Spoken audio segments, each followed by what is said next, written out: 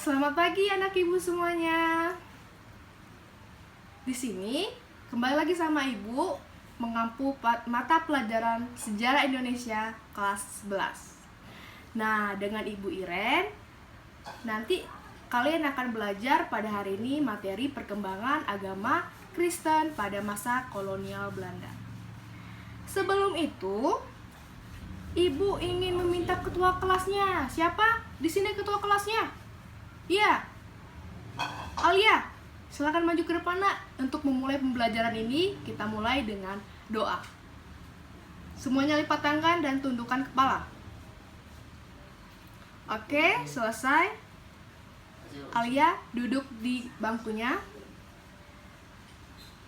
Ibu akan mengabsen siapa yang tidak hadir pada hari ini. Dimulai ya.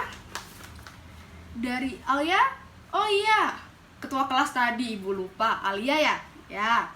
Siapa? Albert. Ada anak-anak? Ya, ada. Bila? Bila ada? Mana suaranya? Oh iya ada. Gino? Tidak hadir. Mengapa tidak hadir Gino? Oh sakit. Ada surat sakitnya? Ya, kasih ke ibu ya. Vino? Ada. Viola? Oh iya, ada semua. Berarti di sini yang tidak hadir cuma Gino ya. Si Gino tadi sakit. Tolong nanti suratnya sama ibu ya, di ruang guru nanti kasih sama ibu. Oke? Sebelum pembelajaran dimulai, ibu akan bertanya nih sama anak-anak sekalian. Materi pembelajaran sejarah kemarin. Minggu lalu ibu menjelaskan apa anak-anak? Iya? Si Alia, ketua kelas nih, cekatan, pinter pasti. Apa? Benar, tentang dominasi pemerintahan Belanda. Di sini ada yang mencatat tentang dominasi pemerintahan Belanda di buku catatan sejarahnya ada?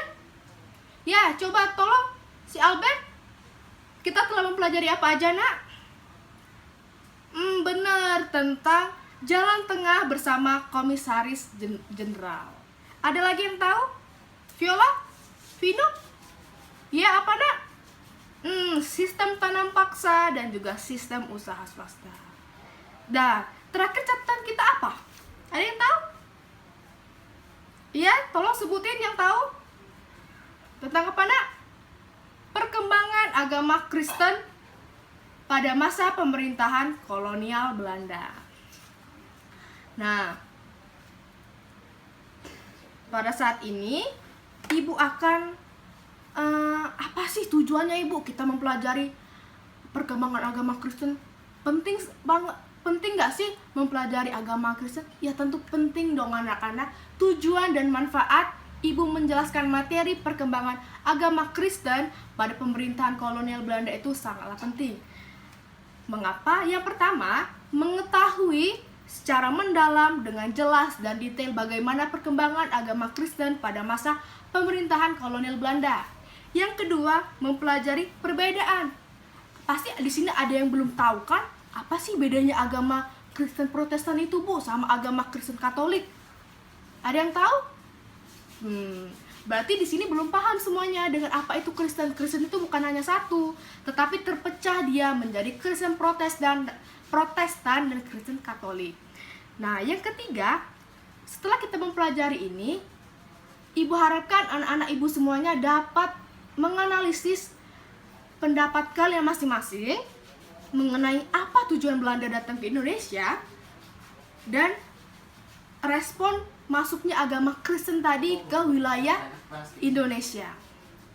Nah, ibu akan memulai materi pelajaran kita pada hari ini ya anak-anak. Lihat di PowerPoint ibu ya. Di sini tentang ada PPT perkembangan agama Kristen pada masa pemerintahan kolonial Belanda. Mengapa sih ibu harus Belanda, nggak ada orang lain kayak Arab, Perancis atau gitu? Ya bagaimana orang Belanda yang memperkenalkan agama Kristen Protestan itu di wilayah kepulauan Nusantara. Bukan Indonesia ya anak-anak. Pada saat itu nama Indonesia belum ada. Ya, Alia kenapa? Ya, Kepulauan Indonesia pada maksud ibu, Indonesia pada saat itu tidak dinamakan dengan sekarang saat ini yang kita kenal Indonesia. Namanya dulu yaitu Kepulauan Nusantara. Ingat ya anak-anak, sampai situ tidak ada yang namanya Indonesia, masih disebut Kepulauan Nusantara. Nah, pada saat itu orang Belanda itu datang ke Indonesia. Ada yang tahu mengapa dia datang? Ya, dia menjajah, tetapi pasti belum paham kan sampai sini. Nah, ini ibu jelaskan anak-anak, mengapa dia menjajah Indonesia. Orang Belanda berlayar, setelah berlayar ia sampailah menuju Kepulauan Nusantara ini. Dia lihat, wah, begitu hebatnya wilayah ini. Banyak sekali rempah-rempah dan wilayahnya yang sangat strategis. Nah, tentunya pada saat Belanda itu datang, bangsa Belanda itu datang, dia bukan langsung ya menjajah, ya ambil ini, ambil. Bukan anak-anak. Bangsa Belanda melihat, wah, rempah-rempah ternyata banyak di kepulauan ini.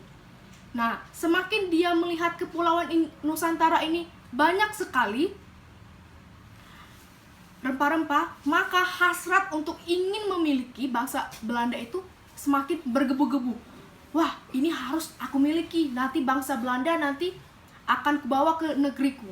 Nah, jadi dia tuh melihat, wah, banyak sekali rempah-rempah di wilayah ini, lalu menimbulkan hasrat. Dia hasrat untuk memiliki, rasa ingin puas untuk memiliki semua rempah-rempah yang ada di Indonesia. Nah, setelah dia ingin memiliki itu, maka dia menjajah. Wah, ini pasti orang Indonesia ini, pribumi ini, nanti maksudnya nanti datang, dijajah, dan pada saat itu orang pribumi itu belum tahu apa-apa. Nanti ada pembagiannya sendiri, pendidikan pada masa, iya bener anak-anak, pemerintahan kolonial Belanda. Berarti banyak banget dong Bu, sub materi sejarah nih. Iya anak-anak, tentu banyak materi sejarah ini.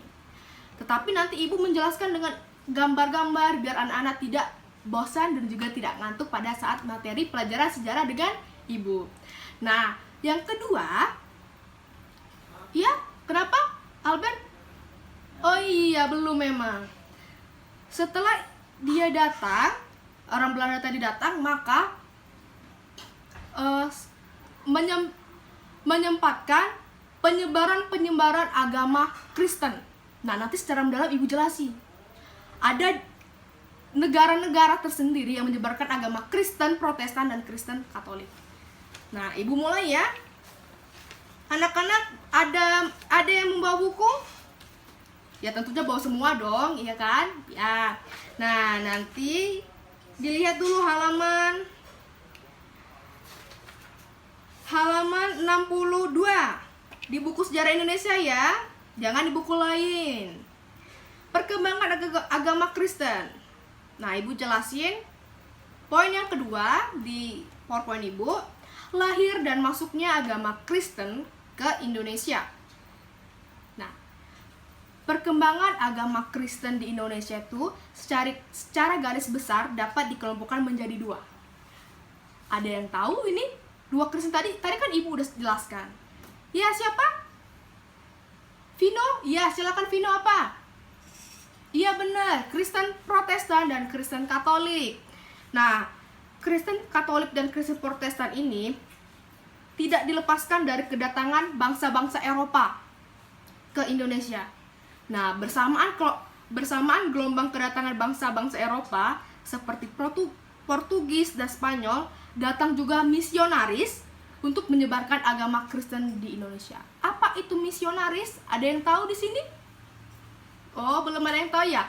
Misionaris itu untuk menyebarkan agama-agama Kristen, atau disebut bisa menyebarkan Injil, penyebaran Injil. Injil itu ialah Alkitab. Nah, di sini ibu tekankan agama Kristen Katolik dan agama Kristen Protestan ini bukan satu negara yang mendatangkan atau menyebarkan agama itu. Nah, Kristen Protestan disebarkan oleh bangsa Belanda, ya benar. Sedangkan Kristen Katolik disebarkan oleh, ada yang tahu? Iya benar, bangsa Spanyol dan bangsa Portugis. Nah, lalu dilihat di halaman 62, aktivitas pelayaran dan perdagangan yang dilakukan oleh orang-orang Eropa menjangkau di seluruh kepulauan Nusantara. Berarti dari Sabang sampai Merauke, bukan hanya di timur saja Kristenisasi disebarkan, tetapi di Pulau Sumatera juga, di Jawa juga, di Maluku, Sulawesi, dan juga di Papua. Nah, masuknya agama Kristen tadi sudah ya tergolong jadi dua. Kristen ini ada dua, Kristen Katolik dan Protestan. Setelah melakukan penjelajahan samudra yang Portugis dan Spanyol tadi, mereka ada semboyannya yang 3G. Ada yang tahu 3G? Sangat mudah itu, kita kelas 10 udah belajar. Iya, Alia? Benar. Gold, Glory, dan Gospel. Nah, 3G itu dipelopori oleh Spanyol dan Portugis. Nah, dengan motivasi itulah orang-orang Eropa untuk menggebu-gebu untuk menyebarkan agama Katolik. Iya. Terus, Ibu lanjutkan.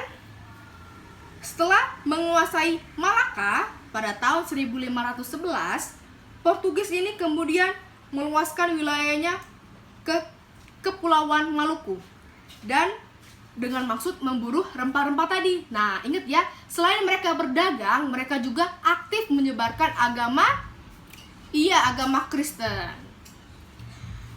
Lalu pada 1512, nah tadi kan 1511, satu tahunnya lagi, pertama kali kapal Portugis itu mendarat di Pulau Ambon. Nah, Pulau Ambon itu di dekat Kepulauan Maluku. Kalau anak-anak belum tahu, nanti Ibu lihatkan petanya ya. Nah, Portugis menyebarkan agama Katolik dan setelah itu berkembanglah agama Katolik di Kepulauan Maluku ini. Para penyiar agama Katolik diawali oleh pastor. Ada yang tahu pastor apa yang terkenal dalam menyebarkan agama Kristen Katolik? Iya? Oke? Siapa namanya? Ibu lupa nih. Iya, si Vino. Siapa? Pastor Franciscus Xaverius. Iya benar, Franciscus Xaverius. Sampai sekarang terkenal nama itu. Ada yang tahu mengapa? Ya? Kenapa Gino? Karena ada sekolah Xaverius. Dari situlah awal muncul nama juga sekolah-sekolah Xaverius yang ada sampai saat ini, Mas Ibu. Nah, Franciscus Xaverius ini aktif menyebarkan agama Kristen Katolik. Dia dari Ordo Yesuit. Nah, ia aktif menyebarkan Injil dengan semangatnya yang luar biasa dan mengunjungi setiap desa-desa. Kebayangkan si Franciscus Xaverius ini menyebarkan agama Katolik dengan semangat ke desa-desa. Pada saat itu untuk menyusuri desa-desa aja sangat jauh jaraknya dari desa satu ke desa lainnya. Dan juga di sepanjang pantai Ley Timor, Kepulauan Lease, Pulau Ternate, Halmahera Utara, dan Kepulauan Morotai. Nah, berarti di situ masih di Kepulauan Nusantara bagian timur. Nah, anak-anak bisa bayangkan kan bagian timur itu mana? Masa anak kelas 11 SMA nggak tahu sejarah peta Indonesia dari Sumatera sampai Papua? Nah, ya, siapa yang ribut itu? Dengarkan Ibu ya nak, nanti setelah materi ini baru kita berdiskusi, bisa berbicara. Kemudian Ibu lanjut ya anak-anak. Di NTT, apa kepanjangan NTT? Ada yang tahu? Pasti tahu dong, Nusa Tenggara Timur. Seperti Flores, Solor, dan Timur, agama Katolik itu berkembang dari sanalah. Udah kebayangkan? Oh, berarti awalnya dari sana, Bu. Iya bener, awal mula Kristen Katolik itu dari sana. Lalu berkembang pesat sampai sekarang di tempat tinggal kita Sumatera Selatan ini, tidak terputus. Pasti ada kan teman-teman kalian yang agamanya Kristen Katolik. Itu Kristen Katolik itu penyebarannya lewat Maluku, berarti jauh banget Bu. Iya bener, jauh banget sampai ke kita. Berarti para misionaris dulu begitu hebat menyebarluaskan dan bersemangat untuk menyebarkan Injil. Lalu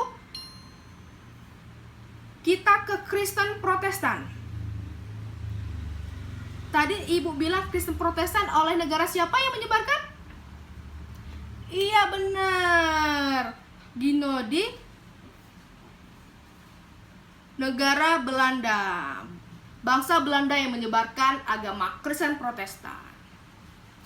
Nah, kita udah ke poin 3 ya. Ibu terlalu semangat menjelaskannya, anak-anak juga antusias dengan Ibu. Jadi Ibu terlalu semangat. Lihat di slide share Ibu, PowerPoint Ibu di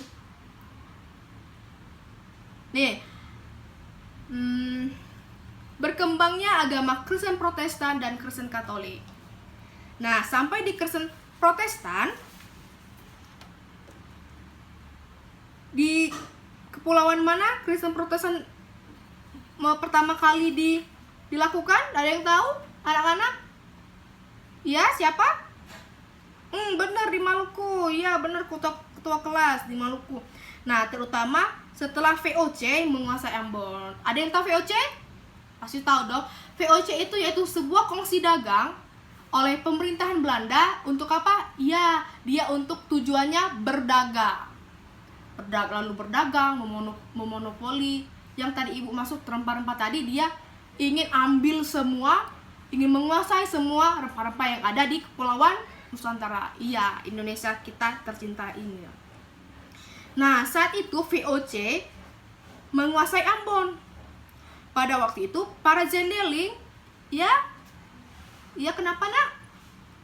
Zendeling itu artinya para badan-badan organisasi yang menyebarkan Injil, menyebarkan agama Kristen.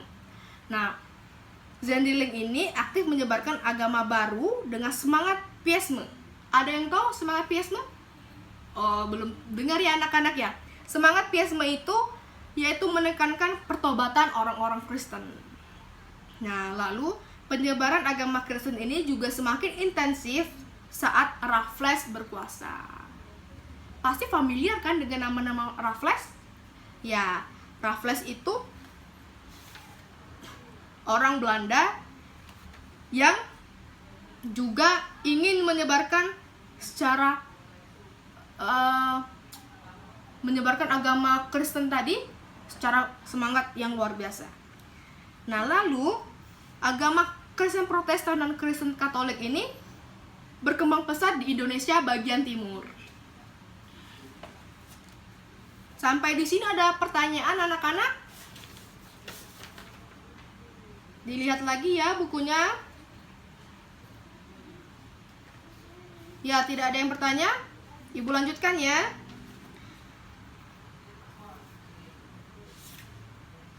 Nah, lalu agama Katolik tadi berkembang di Minahasa setelah Portugis singgah di tempat itu pada abad ke-16. Nah, penyebaran agama Katolik di daerah Minahasa ini dipimpin oleh Pastor Diogo de Magalhães dan Pedro de Macarhães. Bisa dilihat ya di halaman 63 di bukunya. Nah, Ibu lanjutkan, pada peristiwa ini terjadi pada tahun 1563 yang dikatakan sebagai tahun masuknya agama Katolik di Sulawesi Utara. Ibu lanjut ke agama Katolik dan Kristen berkembang di daerah Kepulauan Nusantara. Ada yang bisa nyebutin di kepulauan mana? Ya, di Papua ada. Lagi? Bener, di Sulawesi Utara tadi. Ya, lagi. Ya, di Sumatera. Terus? Bener, di Tanah Batak. Nah, Ibu jelasin ya, agama Katolik dan agama Kristen itu berkembang di daerah-daerah Papua, wilayah Kepulauan Timur tadi, dan 3.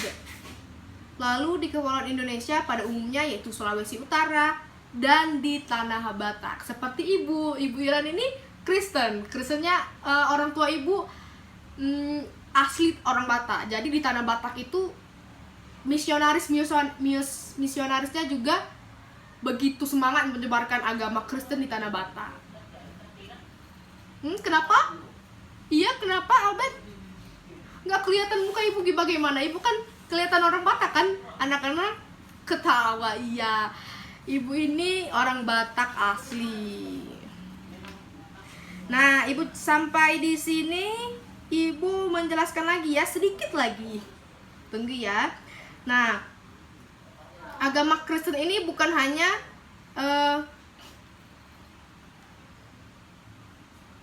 di Sumatera tadi, Tanah Batak, atau orang di Maluku tadi, tetapi juga perkembangan agama Kristen Indonesia ini juga berkembang di wilayah Sumatera, Jawa, Kalimantan, Sulawesi, bahkan ini intinya ada di Jawa, Kristen Jawa namanya. Nah, yang menyebarkan agama Kristen Jawa ini yaitu Kiai Satraj. Nah, Ibu perlihatkan ya foto kiainya ini. Udah lihat kan fotonya? Nah, lalu perkembangan Kristen Jawa ini tidak dilepaskan dari Kiai tadi. Petualangannya mencari keyakinan agama. Akhirnya Kiai tadi memeluk agama Kristen dan dibaptis pada tahun 1867. Lalu ia kemudian mengembangkan Kristen Protestan dalam bentuk budaya. Benar anak-anak, budaya Jawa. Karena Kiai tadi dia orang Jawa. Berarti dengan caranya sendiri, dia orang Jawa, tetapi dia menyebarkan agama Kristen Protestan. Pintar sekali anak-anak Ibu. Berarti udah pemahaman materinya udah luar biasa dong pada hari ini Ibu menjelaskan kan. Nah, Ibu lanjutkan ya, mengembangkan agama Kristen Protestan ini, dia dengan budaya Jawa tadi, pengikutnya juga semakin banyak tuh. Dia ngikut Kiai tadi, menyebarkan agama Kristen Protestan dengan budaya Jawa. Lalu Kiai Satraj ini dengan adanya gereja yang ada di sekarang kita sebut Jakarta, ada tuh namanya Gereja Kristen Jawa, itu singkatan GKJ, Gereja Kristen Jawa. Ada yang tahu di sini apa nama gereja di Indonesia? Nggak usah di Indonesia aja deh, di Palembang nih tempat tinggal kita. Ada yang tahu? Sebutkan 3 aja. Ya, Vino apa? Iya, GBI. Apa singkatannya tuh? Benar, Gereja Battle Indonesia. Lagi ya, siapa yang bisa jawab? Ya, alias siapa? Iya benar, HKBP. Singkatannya nak? Huria Kristen Batak Protestan. Iya. Satu lagi nih, Ibu minta satu nih. Ibu tunjuk ya yang satu ini. Satu lagi si Albert. Apa? Satu lagi nak? Iya benar, GPDI. Kepanjangannya Gereja Protestan di Indonesia. Iya benar, anak-anak berarti familiar dengan nama-nama gereja. Berarti kita 5 agama besar di Indonesia ini tidak maksud Ibu tidak berantem, tidak saling mengejek, tapi kita merangkul 5 agama besar di Indonesia. Kita saling toleran. Nah, anak-anak sampai sini apakah ada pertanyaannya? Iya, kenapa? Ya, dan pertanyaan siapa tadi? Ibu sambil lihat ini ya. Iya, si Viola, iya nanya apa nak? Tolong dibesarin suaranya. Iya bener. Jadi udah nangkep kan? Violanya tadi bertanya Franciscus Xaverius itu tokoh yang memperkenalkan Kristen Katolik, dan iya Martin Luther yang memperkenalkan agama Kristen Protestan ya. Dan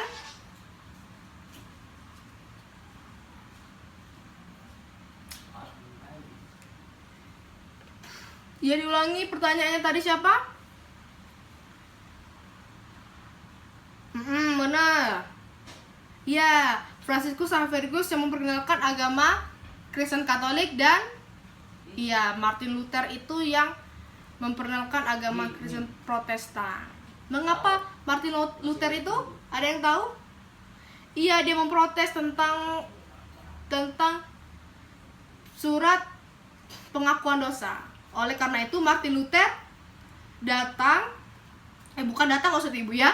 Martin Luther itu memprotes dengan adanya surat pengakuan dosa dari gereja tersebut. Jadi itu ada nanti di sejarah Eropa ya, reformasi gereja. Itulah Martin Luther itu tokoh utama yang memprotes. Jadi namanya aja Kristen Protestan. Sampai sini tidak ada lagi pertanyaan anak-anak ibu? Ya, cukup? Oke. Ibu minta ya anak-anak untuk membuat rangkuman tentang materi hari ini yang ibu jelaskan. Tentang materi apa hari ini? Iya, perkembangan agama Kristen pada pemerintahan kolonial Belanda. Nah, setelah membuat rangkuman itu, nanti minggu depan kumpul ya sama ibu minggu depan. Lalu anak-anak, ada mau tambahan PR? Tugas? Tidak ada? Atau cukup? Ya, cukup ya. Itu saja ibu minta merangkum tentang materi hari ini. Oke anak-anak, pelajaran apa hari ini nanti selanjutnya? Pelajaran IPA. Oke, ibu tutup ya hari ini. Kita sudah selesai pembelajaran sejarah dengan ibu. Terima kasih. Selamat pagi anak-anak.